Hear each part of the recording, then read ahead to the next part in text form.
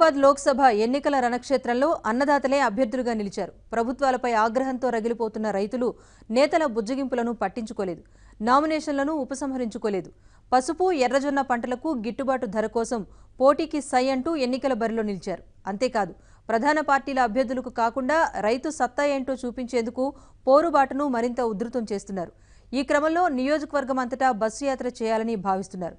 దీనికి సంబంధించి కార్యాచరణపై చర్చించేందుకు రైతులు ఇవాళ సమావేశం కానున్నారు.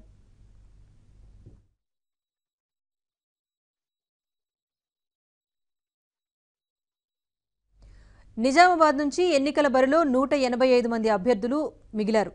ఇందులో ప్రధాన పార్టీలకు చెందిన అభ్యర్థులు 7గురు ఉండగా మిగతా 178 మంది స్వతంత్రులు, పసుపు, ఎర్రజొన్న రైతులే. భారీ సంఖ్యలో నామినేషన్లు దాఖలు కావడంతో నిజామాబాద్ లోక్సభ దేశవ్యాప్తంగా చర్చనీయాంశమైంది.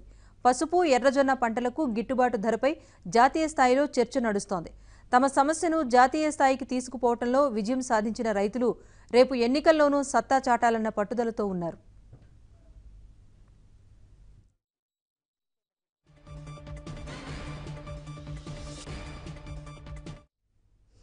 పసుపు పంటకు క్వింటాకు 15,000 రూపాయలు, ఎర్రజొన్నకు 3,500 రూపాయలు చెల్లించాలని నిజామాబాద్ లోక్సభ నియోజకవర్గం పరిధిలోని రైతులు కొంతకాలంగా డిమాండ్ చేస్తున్నారు.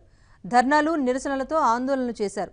అయినా ఫలితం లేకపోవడంతో బాల్కొండ, ఆర్మూరు, నిజామాబాద్ రూరల్, జగిత్యాల, కోరుట్ల అసెంబ్లీ నియోజకవర్గాల పరిధిలో పలువురు రైతులు నామినేషన్లు వేశారు.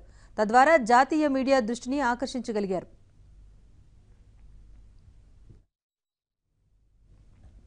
పార్టీలకు అతీతంగా అన్నదాతల్లో ఐక్యత కోసం ఊరూరా తిరగాలని రైతు కమిటీలు నిర్ణయించాయి. తమ సమస్యలను ఐక్యంగా ఎదుర్కొనే క్రమంలో రైతులు, రైతు కుటుంబీకుల మద్దతు కూడగట్టేందుకు ఈ యాత్ర నిర్వహించనున్నాయి. ఎన్నికల్లో రైతుకే ఓటు వేయాలంటూ ప్రచారం చేయనున్నారు రైతు కమిటీ నేతలు. ఈ బస్సు యాత్ర రేపు లేదా ఏప్రిల్ 1న జగిత్యాల నుంచి ప్రారంభమయ్యే అవకాశాలున్నాయి.